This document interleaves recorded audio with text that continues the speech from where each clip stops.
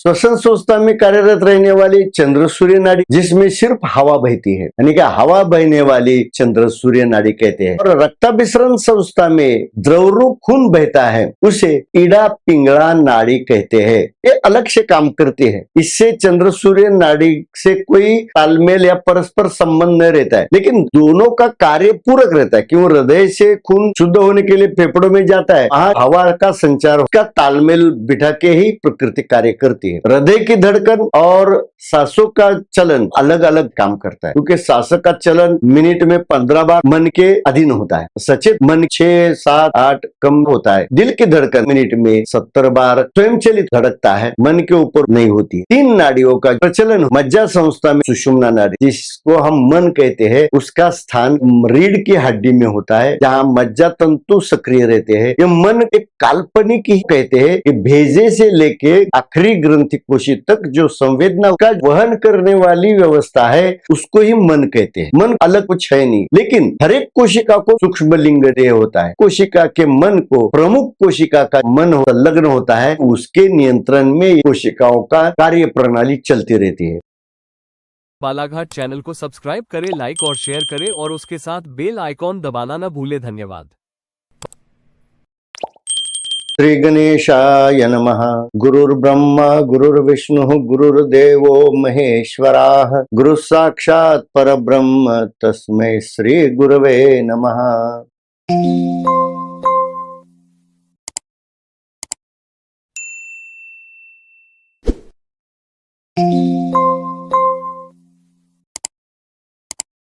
देह संवर्धन और विज्ञान इस विषय के इस YouTube श्रृंखला में मैं अभी भाग क्रमांक 21 में पदार्पण कर रहा हूं। आपके सामने इसको प्रक्षेपित करने की कोशिश कर रहा हूं। इस भाग में शरीर के अंदर सक्रिय रहने वाली 5 संस्था का संचालन और उनका प्रभाव क्षेत्र के बारे में विस्तार से जान लेते हैं। श्रोताओं ने अगर पिछला भाग क्रमांक 20 देखा नहीं होगा तो उसे अवश्य देखें, जिसमें हम श्वसन संस्था से जुड़े चंद्र सूर्य नाड़ी का व्यवस्थापन प्रकृति ने किस प्रयोजन से किया है वो गहराई से समझ जाएंगे, और अपने शरीर का जो ताप हम कैसे अपने नियंत्रण में रख सकते हैं उसका क्लुप्ति भी मैंने समझाई है, वो आप समझ जाएंगे। पहली श्वसन संस्था के बारे में हम जान लेंगे, जो शरीर के अंदर चलने वाली और शरीर को सचेत जीवित होने का प्रमाण देने वाली अहोरात्र यानी कि दिन रात चलने वाली जो ये संस्था है, इसे हम श्वसन संस्था कहते हैं। इसका प्रभाव क्षेत्र घ्राणेंद्रिय यानी कि नाक के नोक से गला, श्वास नलिका, उसके बाद फेफड़ों के अंदर सभी ग्रंथि कोशिका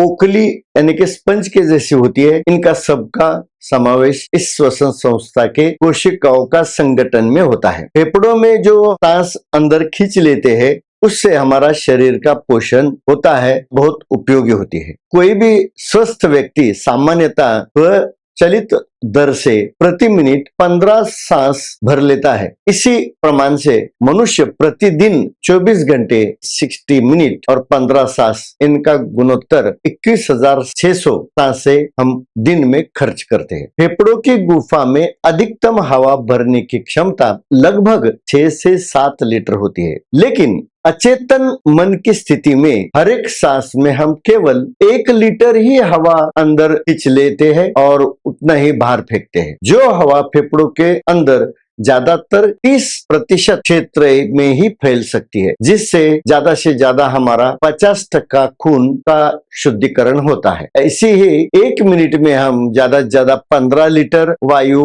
अंदर खींच लेते हैं और उतने बाहर फेंकते हैं। यही काम अगर मन की उपस्थिति में हम कर सकते हैं तो उसे प्राणायाम कहते हैं, और तब एक सांस में कम से कम 4 से 5 लीटर हवा अंदर खींच सकते हैं। जब फेफड़ों के अंदर वो हवा 80% सभी कोशिकाओं में भरती है, प्राणायाम के दौरान प्रति मिनट लगभग 6 सांस भी भर लेते हैं तो भी ये हवा का प्रमाण 24 से 30 लीटर तक भरता है। और इस शुद्ध हवा से हमारे फेफड़ों की कोशिकाएं 90% तक सक्रिय होकर खून को शुद्ध करने की कुशलता हासिल करते हैं। शरीर लंबे काल तक जिंदा, चेतना युक्त, निरोगी रखने के लिए ये सांसों का जो आवन जावन है, ये प्रणाली प्रणाली सबसे महत्वपूर्ण भूमिका बजाती है। यदि हम नित्य लंबे समय तक प्राणायाम करते हैं तो फेफड़ों की कार्यक्षमता कुशलता 90 से 100% तक बढ़ सकती है। यदि फेफड़ों की कार्य प्रणाली पूरी तरह से सक्रिय होकर काम करेगी तो हमारा पूरा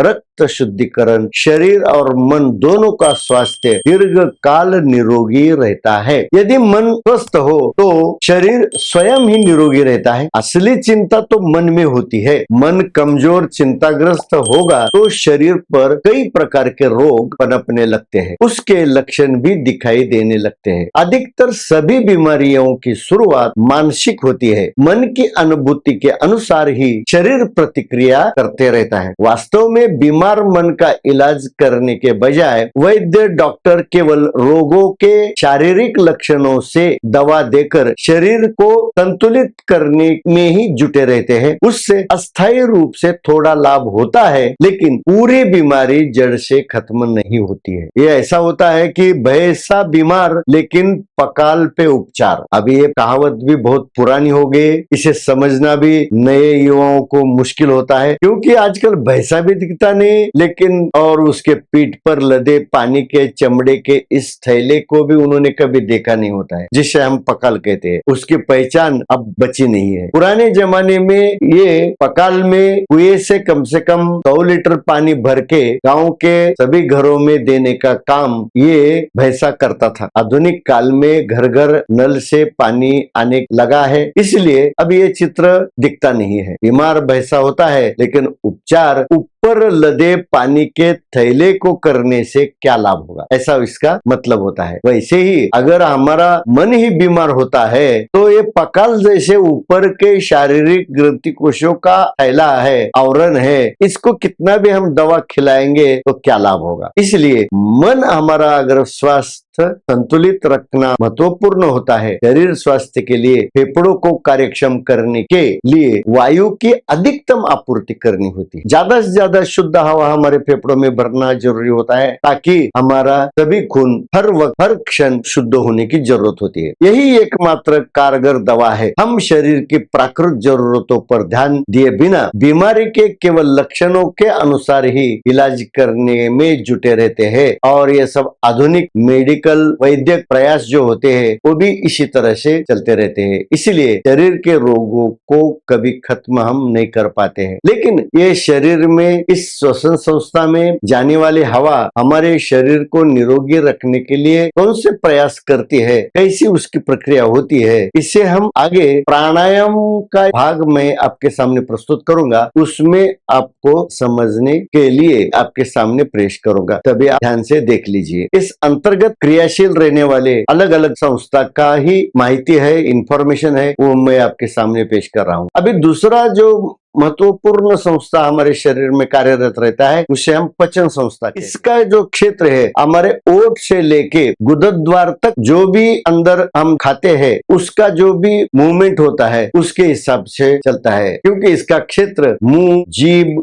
गला, घास नलिका जो भी खाया हुआ अन्न अंदर ढकेलते हैं, जो पेट में भरता है उसे जठर कहते हैं। उसके ही बाजू में पित्ताशय होता है, उसको पचाने के लिए स्राव उसके अंदर भरता है। बाद में वो छोटी आंत में जाता है, छोटे आंत में घूमते घूमते फिर मल बड़ी आंत में जाता है, गुदाशय में वो भर जाता है। ये दैनंदिन हम जो भारी भोजन करके पेट में भरते रहते हैं और उसे हजम करके रस बनता है, उस भोजन के रस को छोटे आंतड़ों में जो भी कोशिकाएं होती है उसको खींचकर शोषण करके खून में भर देती है। जो अन्न रस शरीर के सभी कोशिकाओं तक पहुंचता है वो रक्ताभिसरण संस्था से जाता है। पचन संस्था को जुड़ी हुई और एक मल विसर्जन संस्था होती है, वो उसका ही उप अंग है जो बड़ी आंत से लेकर गुदाशय तक होता है, जिसमें जो हम अन्न खाते हैं उसमें से खाली 10% ही अन्न रस हमारे शरीर में उपयोग में लाया जाता है। बाकी का जो भी बचा अन्न का जो जड़ तत्व है वो सब हम बाहर फेंकते हैं। इसके बाद में जो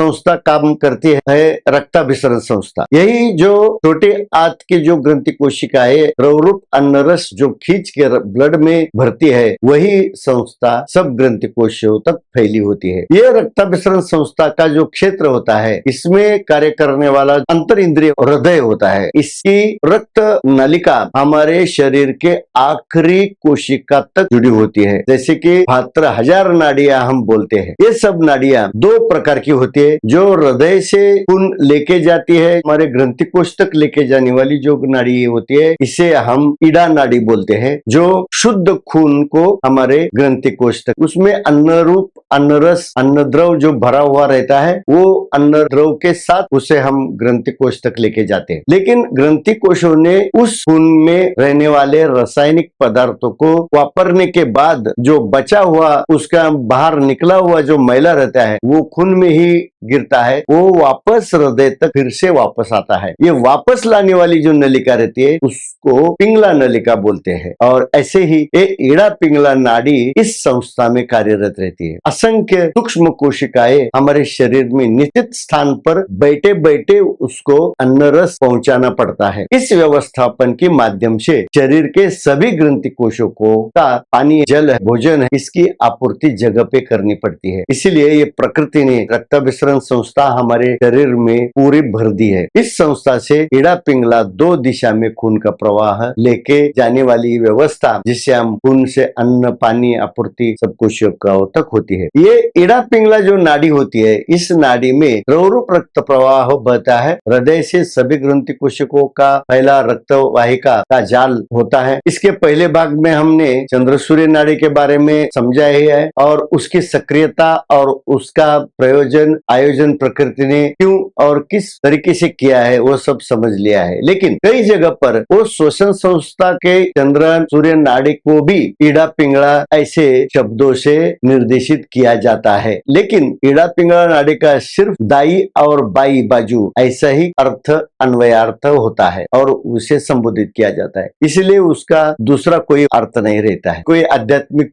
ग्रंथों में सूर्य चंद्र नाड़ी को ही इड़ा पिंगला नाड़ी कही है। इसलिए इसके बारे में अभ्यासकों में संभ्रम होता है। वहाँ इड़ा को बाई बाजू कहते हैं, जो चंद्र नाड़ी समझ लिया है, और पिंगला को दाई बाजू जो सूर्य नाड़ी ऐसा भी कहते हैं। इड़ा और पिंगला शब्द का जो संबोधन होता है, वो सिर्फ दाई और बाई बाजू ऐसा ही निर्देशित होता है। लेकिन मूलतः ये इड़ा पिंगला नाड़ी का जो प्रयोजन है, ये हृदय से बहने वाली रक्ताभिसरण व्यवस्था को संबोधित किया जाता है। शास्त्र में इसका भी बहुत जगह पे जिक्र किया हुआ है। शास्त्र ने दोनों जगह पे ये इड़ा पिंगला शब्दों का विनियोग किया है। इसके लिए इसके बारे में संभ्रम मन में होता है। लेकिन वास्तविकता से हम देखेंगे तो ये इड़ा पिंगला जो शब्द है, वो रक्ताभिसरण संस्था से ही जुड़ी है, जिसमें खाली द्रवरूप ब्लड यानी कि खून बहता है। जिसमें खून बहता है, इसको इड़ा पिंगला नाड़ी बोलती है। इड़ा नाड़ी हृदय से खून बहता है शरीर के ओर, और पिंगला नाड़ी शरीर के सभी ग्रंथि कोशिकाओं से वापस आने वाला खून है, वो हृदय तक आता है, उसे पिंगला नाड़ी कहते हैं। श्रोतागण एक बात ध्यान दे कि इड़ा पिंगला शब्द का केवल रक्ताभिसरण संस्था से ही संबंधित है, श्वसन संस्था से उसका कोई संबंध नहीं है। इड़ा नाड़ी से जो हमने देखा है, हृदय से जो शरीर ग्रंथि कोश अन्नरस रक्तवाहिका को इड़ा नाड़ी यानी कि धमनी भी कहते हैं, उसको मेन आर्टरी भी कहते हैं, और जिसमें शुद्ध खून बहता है और उसका रंग ज्यादातर लाल होता है, वो हीमोग्लोबिन के कारण होता है। रक्तवाहिका के माध्यम से पेट में हजम हुए भोजन का जो रस है, मुख्यतः वो ग्लूकोज रहता है, उस ग्लूकोज को आपूर्ति शरीर के सभी ग्रंथियों तक पहुंचाई जाती है, क्योंकि यही शर्करा के रासायनिक रस है ऊर्जा निर्मित के लिए इस्तेमाल की जाती है। पिंगला नाड़ी जो रक्तवाहिका है, शरीर के सभी ग्रंथि कोशियों से हृदय तक जो वापस आने वाला वो मल मिश्रित होता है, और यही रक्त हमारे शरीर को पीड़ा देने वाला रहता है। इसीलिए उसको पीड़ा यानी कि पिंगला नाड़ी कहते हैं। नीला नाड़ी भी उसको कहते हैं। भोजन से शोषित अन्न रस का ऊर्जोत्पत्ति के लिए इस्तेमाल करके जो मल निकलता है, उसका विसर्जन खून में होता है। गुह्य रासायनिक क्रिया और उत्सर्जित अनावश्यक मल द्रव्य खून में आने के कारण खून अशुद्ध होता है। शरीर के सारे ग्रंथियों तक पहुंचने वाला ये खून सूक्ष्म केश वाहिनी का सक्रिय जाल होता है। शरीर की सभी कोशिकाएं इस सूक्ष्म केश वाहिका के किनारे पर रहती है। जब भी चाहे उस केश वाहिनी से अन्न रस खींच लेती है। आवश्यक रासायनिक पोषक तत्व और पानी में जो घुलनशील लवण, तेल आदि रासायनिक जो द्रवरूप घटक होते हैं वो भी उनको जब चाहे वो मिल जाते हैं। इस आपूर्ति होने के लिए खून से सारे कोशिकाओं को सभी ग्रंथियां खाद्य चीजों का उपयोग करती है, जिनका उपयोग निरंतर शरीर की गतिविधियों के लिए किया जाता है। साथ ही अन्य आवश्यक उत्प्रेरक हार्मोन्स, प्रोटीन आदि स्वयं कोशिकाओं द्वारा निर्मित होते हैं। शरीर के हरेक ग्रंथियों द्वारा ऊर्जोत्पत्ति से उत्सर्जित मल मिश्रित अशुद्ध खून हृदय में आता है। उसे ही गुर्दे यानी किडनी के माध्यम से खून से पानी में घुलनशील जो घटक होते हैं उत्सर्जित किए जाते हैं। क्योंकि इसी रक्ताभिसरण संस्था को जुड़ी हुई एक मूत्र विसर्जन संस्था होती है, उसका अंतर इंद्रिय किडनी होता है। एक किडनी हमारा वापस जाने वाला जो अशुद्ध खून होता है उसमें जो द्रवीभूत यानी कि पानी में घुलनशील जो रासायनिक पदार्थ है उसको बाहर निकालने का उसका काम होता है। और खून में अधिकतर जो पानी की मात्रा बढ़ जाती है उसे भी इसमें निकाला जाता है। यही जो पेशाब है, जो मूत्र इंद्रिय होता है, उससे बाहर फेंका जाता है। और रक्ताभिसरण संस्था का जो उपकार्य उसके साथ ही होते रहता है। लेकिन गुर्दे पूरे खून को साफ नहीं कर सकते, क्योंकि किडनी जो है केवल पानी में घुलनशील दूषित रासायनिक द्रव्य को ही संतुलित करने का काम करती है। लेकिन पानी में न घुलने वाले रासायनिक द्रव्य होते हैं उसे एक किडनी यानी कि गुर्दे बाहर नहीं निकाल सकते। इसीलिए बचा हुआ आधा अशुद्ध खून हृदय में आकर हृदय से ये पूरा खून अलग से फेफड़ों में जोड़ा होता है। वो फेफड़ों में शुद्धिकरण के लिए जाता है, जहाँ श्वसन संस्था कार्यरत होती है और बाहर से जो खींची हुई हवा इस अशुद्ध खून को शुद्ध करने का काम करती है। इस फेफड़ों के माध्यम से ही खून की शुद्धि होती है और प्राण के संचार से ही, हवा के संचार से ही ये प्रणाली एक अलग तरीके से उसको पूरक काम करती है। इस क्रिया से घटने वाली ये जो रासायनिक क्रिया होती है, इसके साथ प्राणायाम प्रकरण में हमने आगे का पूरा विचार बताया हुआ है, वहां वो आपके सामने आ जाएगा। और इसके अलावा और एक पांचवी संस्था यहाँ कार्य करती है जिसे मज्जा संस्था कहते हैं। इसमें काम करने वाला जो मुख्य इंद्रिय होता है मस्तिष्क में यानी कि भेजा होता है, मेंदु होता है, वो इससे जुड़ा हुआ होता है। और ये भेजा अपने पीठ का जो मन का होता है, हर एक मन के अंदर जो मज्जा रज्जु होते हैं, इससे पूरे हमारे शरीर के हर एक ग्रंथि को जुड़े होते हैं। इसे रीढ़ की हड्डी और यही शरीर को जोड़ते टाइम इसके 7 विभाग होते हैं, प्रमुखतः 6 विभाग होते हैं। 7वां चक्र तो ब्रह्मरंध्र में होता है। इसके लिए ये 6 चक्र में हमारा पूरा शरीर विभाजित होता है और वहां से हमारी ये सब संवेदना मज्जा संस्था से बहती है। जो भी इंद्रिय के साथ जो अवयव हमारा शरीर का कार्य करता है, उस कार्य करने के लिए भेजे से आदेश आते हैं, उसका भी वहन इसी संस्था से होता है। और जहां भी पीड़ा हो उसका वेदना भी इसी संस्था से भेजे तक पहुंचती है। इसीलिए इसको मज्जा संस्था कहते हैं। अनेक सूक्ष्म जीव एक ही बहुकोशिकीय शरीर में संगठित होकर अपना निर्धारित सामूहिक उत्तरदायित्व निभाते हैं। इसीलिए इस स्थान को एक शरीर ग्राम देह नगरी कहा जाता है। शरीर में इंद्रियों का जो कार्य है मन के नियंत्रण में और बुद्धि के सुझाव से संपन्न होता है। देह इंद्रिय नगरी का पूरा संचलन सुव्यवस्थित नियोजित ढंग से होते रहता है। इस मज्जा संस्था पीठ के रीढ़ की हड्डी से पूरे शरीर को जुड़ी होती है। इसको ही सुषुम्ना नाड़ी कहते हैं। इसके साथ षटचक्र व्यवस्था भी सक्रिय होती है। यानी कि श्वसन संस्था में कार्यरत रहने वाली चंद्र सूर्य नाड़ी होती है, जिसमें सिर्फ हवा बहती है। यानी कि हवा बहने वाली जो नाड़ी होती है उसे हम चंद्र सूर्य नाड़ी कहते हैं। और रक्ताभिसरण संस्था में जहाँ द्रवरूप खून बहता है उसे इड़ा पिंगला नाड़ी कहते हैं। ये अलग से काम करती है। इससे चंद्र सूर्य नाड़ी से कोई तालमेल या परस्पर संबंध नहीं रहता है, लेकिन दोनों का कार्य पूरक रहता है। क्यों? हृदय से खून शुद्ध होने के लिए फेफड़ों में जाता है, तो वहां जो हवा का संचार होता है उसका तालमेल बिठा के ही प्रकृति कार्य करती है। लेकिन हृदय की धड़कन और सांसों का चलन वो अलग अलग तरीके से काम करता है, क्योंकि सांसों का चलन अनकॉन्शियस अचेतन मन की स्थिति में मिनट में 15 बार होता है, लेकिन अगर सचेत होता है तो वो 6, 7, 8 कम ज्यादा होता है, वो मन के अधीन होता है। लेकिन ये जो दिल की धड़कन है हर एक मिनट में 60 बार 70 बार धड़कता है, स्वयं चलित होता है। मन के ऊपर कोई सक्रियता निर्धारित नहीं होती, पूरा स्वयं चलित प्रकृति उसको रखती है। इसी 3 नाड़ियों का प्रचलन हो मज्जा संस्था में काम करने वाली सुषुम्ना नाड़ी रहती है। सुषुम्ना जिसको हम मन कहते हैं, उसका स्थान रीढ़ की हड्डी में होता है, जहाँ मज्जा तंतु सक्रिय रहते हैं। ये मन एक काल्पनिक ही अवयव है, लेकिन ये मन इसी को कहते हैं कि भेजे से लेके आखिरी ग्रंथि कोशी तक जो संवेदना का जो वहन करने वाली व्यवस्था है, उसको ही मन कहते हैं। मन कोई अलग कुछ है नहीं, लेकिन हर एक कोशिका को भी मन रहता है, सूक्ष्म लिंग देह होता है। ये हर एक कोशिका के मन को, ये प्रमुख कोशिका का जो मन होता है वो संलग्न होता है। इसके लिए उसके नियंत्रण में ये सब कोशिकाओं का सक्रियता और कार्य प्रणाली चलती रहती है। इसीलिए 5 संस्था जो शरीर के अंदर काम करती है, उसके बारे में हमने इस भाग में संक्षिप्त में जान लिया है। यहीं पर रुक के ये भाग समाप्त करता हूं, ताकि सुषुम्ना नाड़ी के बारे में आगे के भाग में सविस्तर से पूरा विवरण आपको समझाऊंगा, जिसमें षटचक्र प्रणाली कैसे कार्यरत होती है और ये संवेदनशीलता का कार्यवहन कैसे होता है, वो भी मैं वहां समझाऊंगा। तो मैं अभी यहाँ विराम करके आपसे विदा लेता हूँ। धन्यवाद।